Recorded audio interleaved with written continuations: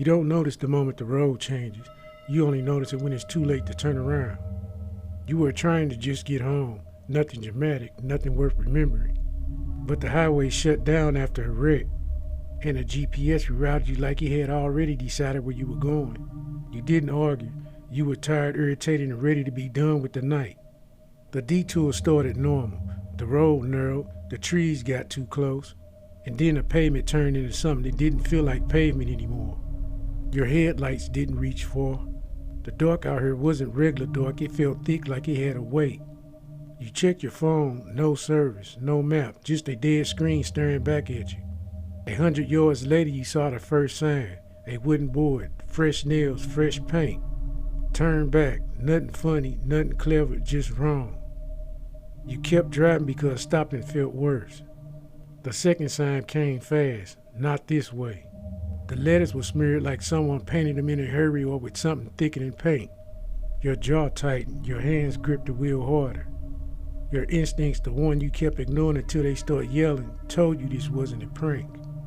Then the third sign appeared in your headlights, not painted, carved, deep enough to splinter the wood.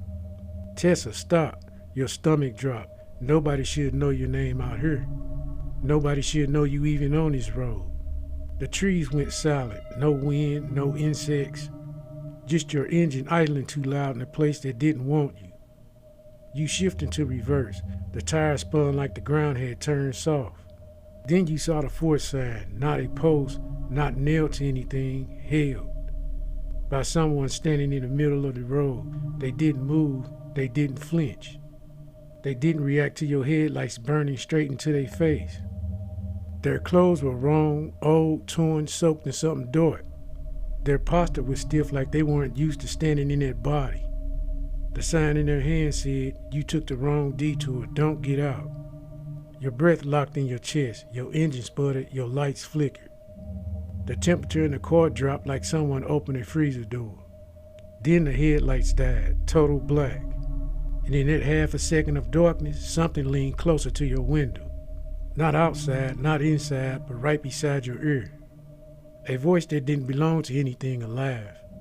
Too late, your light snapped back on. The road was empty, the figure was gone, the signs was gone.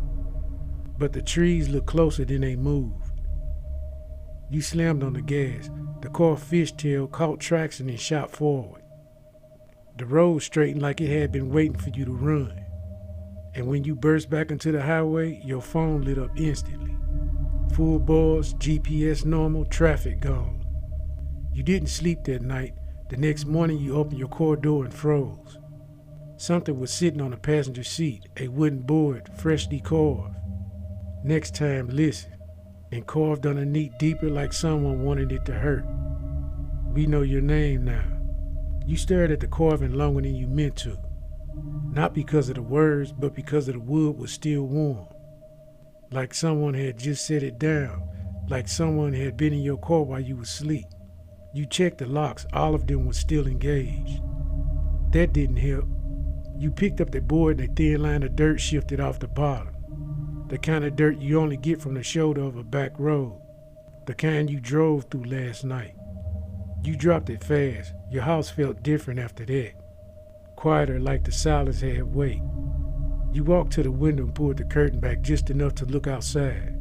Your car sat in the driveway, still, normal. But the gravel around it wasn't. There were footprints, no shoe prints, footprints, bare, wide, pressed deep like whoever made them was heavier than they should have been.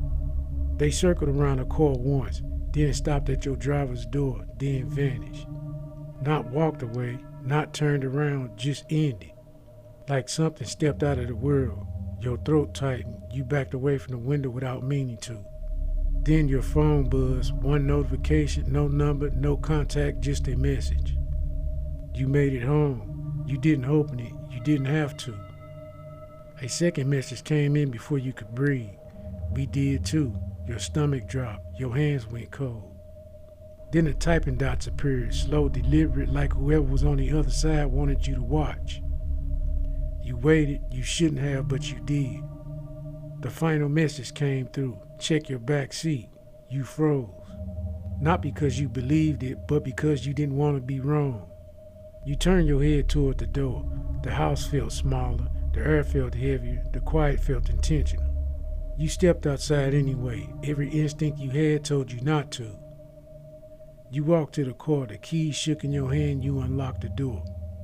The click echoed too loud. You pulled the handle, the door opened slowly. You leaned in, the back seat was empty. You exhaled too fast, too relieved. Then you saw it, not a person, not a shape, a smear. Across the fabric, across the headset, across the ceiling. Dark, wet, dragged by fingers that weren't yours. 4 words written in long, uneven strokes. You shouldn't have looked. And underneath it, smaller, carved into the plastic with something short. We're not done. Thank you for listening to another episode of One Voice Mini Stories.